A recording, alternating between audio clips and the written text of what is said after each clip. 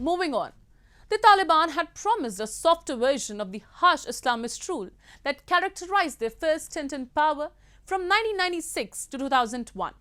But many restrictions have still crept back. Women have been squeezed out of many government jobs, barred from traveling alone, and ordered to dress according to the strict interpretation of Islamist law. And now recently, the Taliban shut the secondary schools for girls hours after the school reopened, compelling the female students to demonstrate their anger.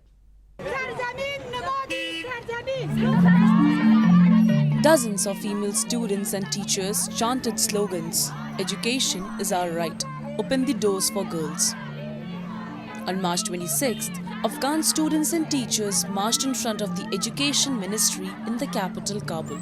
Just 2 days before the protest, the Taliban backtracked on their previous commitment to open high schools for girls, saying that they would remain closed until a comprehensive and Islamic plan was drawn up for them to reopen.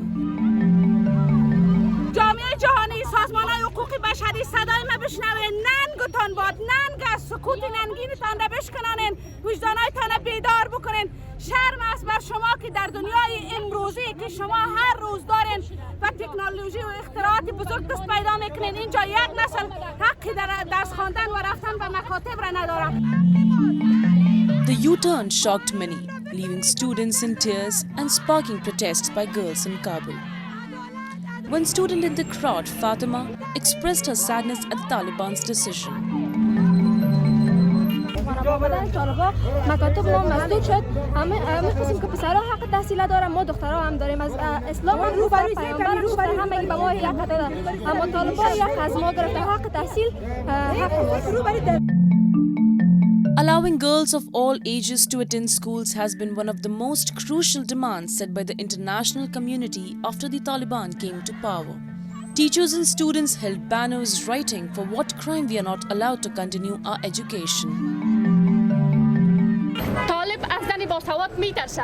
طالب از این میترسه که اگر زن باسواد شد یک خانواده باسواد میشه. اگر یک خانواده باسواد شد یک اجتماع باسواد میشه. وقتی یک اجتماع باسواد شد هرگز انگیزه تروریستی به خودش پرورش نمیده. Allowing girls of all ages to attend schools has been one of the most crucial demands set by the international community after the Taliban came to power. Hence, Taliban's last-minute decision to shut school for girls had been widely condemned.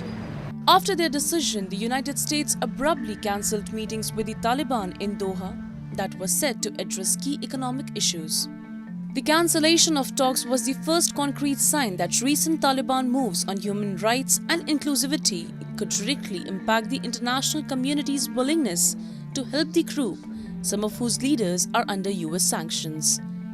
The activist and Nobel laureate Malala Yousafzai said during the Doha forum that the Taliban should not get diplomatic recognition if they do not recognize the human rights of women and girls.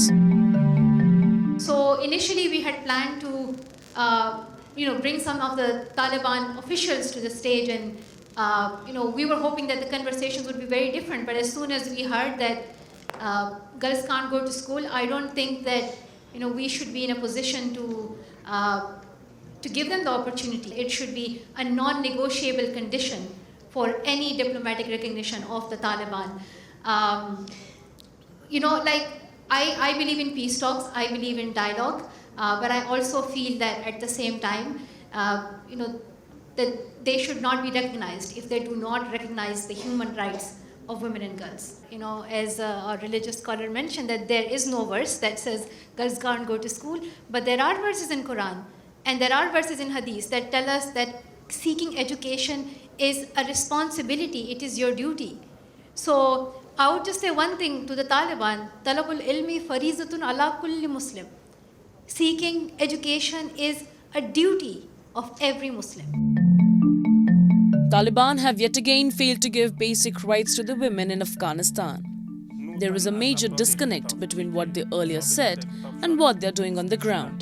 The last time when Taliban ruled Afghanistan from 1996 to 2001, they banned female education and most employment. In a 2002 ILSA Journal of International and Comparative Law report titled The Invisible Woman, the Taliban's Operation of Women in Afghanistan, The International Association of Law Students stated, most educational opportunities offered to women and girls abruptly ended when the Taliban took control of Kabul in 1996. Girls seeking education were forced to attend underground schools. And now again, 7 months after the Taliban regained power in Afghanistan, Afghan women's long-held worries have become a terrible daily reality. The all-male interim government is creating barriers to women and girls pursuing higher education.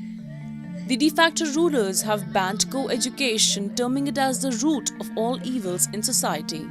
The crisis for women and girls in Afghanistan is escalating with no end in sight.